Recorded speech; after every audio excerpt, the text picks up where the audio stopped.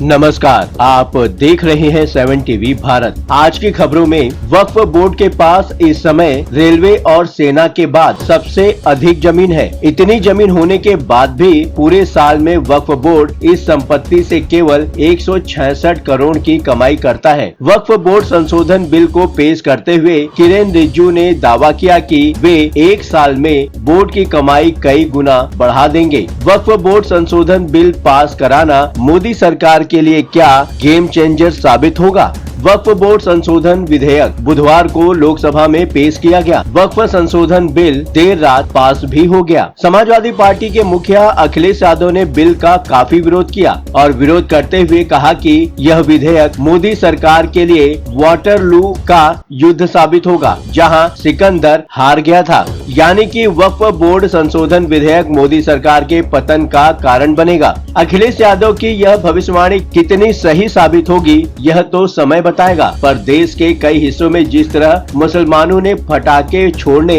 और मिठाई बांटने की खबर आ रही है, वो समाजवादी पार्टी के लिए चिंता की बात जरूर हो सकती है। विधेयक का समर्थन करते हुए कई सांसदों ने कहा कि वक्फ बोर्ड के संशोधन की बात इतिहास में हमेशा के लिए याद रखी जाएगी। आइए समझते हैं कि वक्फ बोर्ड विधेयक बीजेपी के लिए मुश्किलें लाती है या मोदी सरकार के लिए गेम चेंजर साबित होने वाली है। मोदी सरकार अपने तीसरे कार्यकाल के सबसे अहम बिल पर लगभग जीत हासिल करने की ओर बढ़ गए हैं, या कहें कि उन्होंने जीत हासिल कर ली है। अगर सरकार ने खुद की रणनीति के तहत काम किया तो ये बिल हो सकता है भविष्य में उनके लिए बहुमत जुटाने का साधन भी बन जाए। अब तक नीतीश कुमार, चंद्रबाबू नायडू, देवगौड़ा, चिराग पासवान, मांझी, जयंत चौधरी की पार्टी ने बिल का समर्थन किया है। कर्नाटक में सहयोगी दल जेडीएस के दोनों सांसदों ने वक्फ संशोधन बिल के लिए समर्थन किया। लोकसभा चुनाव में बहुमत पाने में असफल रहने वाली बीजेपी संसद में वक्फ संशोधन बिल पर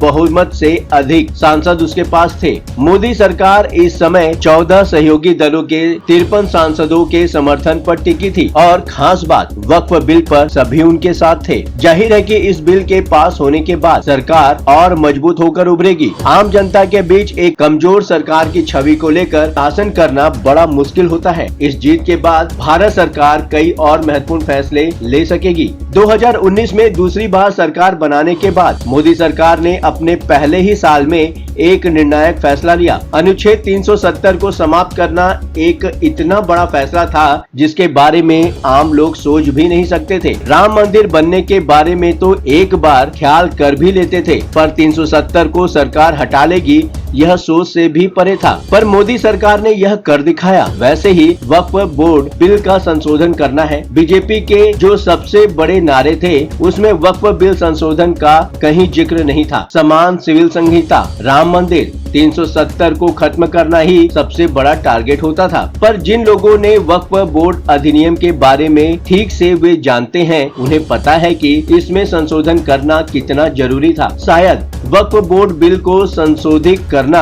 अनुच्छेद 370 को खत्म करने, राम मंदिर बनाने से भी अधिक जरूरी था। मोदी सरकार अपने तीसरे कार्यकाल के पहले वर्ष में ही यह उपलब्धि हासिल करके 2019 को उन्होंने दोहरा दिया है। कल्पना करिए, आपकी जमीन और घर के बारे में अगर नोटिस आ जाए कि ये वक्फ की है तो आप क्या करेंगे? आप कहेंगे कि मैं कोर्ट जाऊंगा, पर आप गलतफहमी में हैं। जिस जमीन या मकान पर वक्फ बोर्ड दावा करता है उस मामले में आपको कोर्ट जाने का अधिकार ही नहीं है। आप वक्फ बोर्ड के ट्रिब्यूनल में ही सिर्फ जा सकते हैं। पिछले कुछ वर्षों में वक्फ बोर्ड ने सैकड़ों मंदिर और चर्च की जमीन को वक्फ घोषित कर दिया है। संसद की जमीन को भी वक्फ बोर्ड का नोटिस मिल चुका है। वक्फ बोर्ड को अधिकार है कि किसी भी जमीन को वह अपनी जमीन घोषित कर सकता है। इससे भी खतरनाक ये है कि मुस्लिम समुदाय किसी भी जमीन को खरीद कर वक्फ को दे सकता है। इसके बाद उस जमीन को कोई नहीं खरीदेगा, नहीं बेच सकता है। इस तरह वक्फ बोर्ड की जमीन का क्षेत्रफल एक दिन सेना और रेलवे की जमीन को भी क्रॉस कर सकता था। ये एक षड्यंत्र भी हो सकता है। गुजरात के सूरत में शिव शक्ति सोसाइटी का उदाहरण तो कई लोगों के लिए चेतावनी भरा हो सकता है। वहाँ सोसाइटी के एक प्लॉट को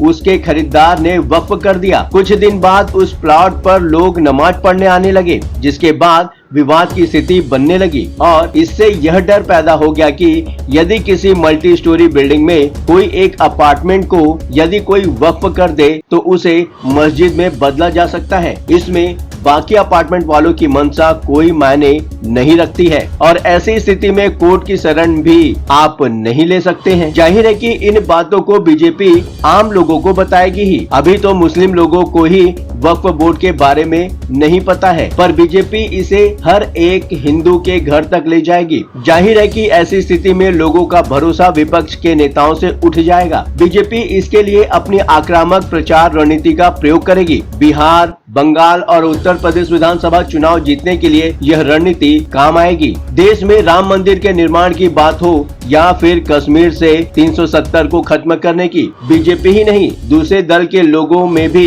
इसे लेकर पॉजिटिव विचार रहे हैं। भले ही पार्टी की रणनीति के चलते वो कुछ नहीं बोलते हो। हालांकि 370 के मसले पर तो कई विरोधी दलों ने भी मोदी सरकार का सपोर्ट किया था। कांग्रेस सहित दूसरे दलों में तमाम ऐसे लोग थे जो चाहते थे कि राम मंदिर, ठीक उसी तरह सभी दलों में ऐसे लोग हैं जो दिल से चाहते हैं कि वक्फ बोर्ड संशोधन बिल पास होकर कानून बने। आज आरजेडी सुप्रीमो लालू प्रसाद यादव का एक पुराना वीडियो सोशल मीडिया पर तेजी से वायरल हो रहा है। इसमें वे खुद वक्फ को लेकर कड़ा कानून बनाने की मांग कर रहे हैं। इस वीडियो को अब बीजेपी और तमाम सहयोगी दल शेयर कर रहे हैं। बताया जा रहा है कि यह वीडियो 2010 का है। संसद में लालू यादव कह रहे हैं, देखिए कानून बनाना चाहिए बहुत कड़ा, सारी जमीनें हड़प ली गई हैं। ऐसा नहीं है कि कोई खेती बाड़ी वाली जमीन है। पटना के डाक बंगला पर जितनी प्रॉपर्टी थी वह सब पर अपार्टमेंट बन गया। आगे से लाइए, पास हम लोग कर देते हैं संशोधन आपका। बिहार सरकार के मंत्री नितिन नवीन ने भी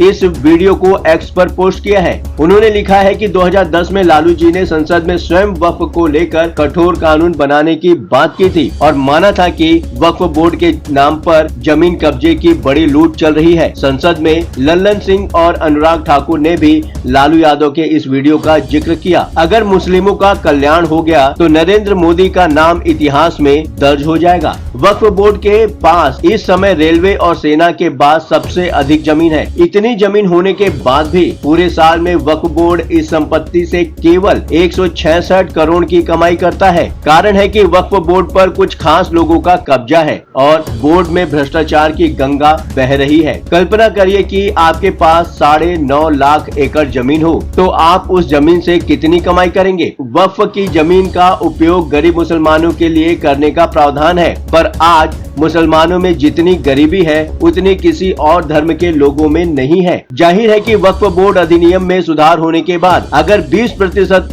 गरीब मुसलमानों के जीवन में भी कुछ सुधार होता है तो देश की तकदीर बदल सकती है। देश को 2045 तक विकसित राष्ट्र बनने का सपना साकार हो सकेगा।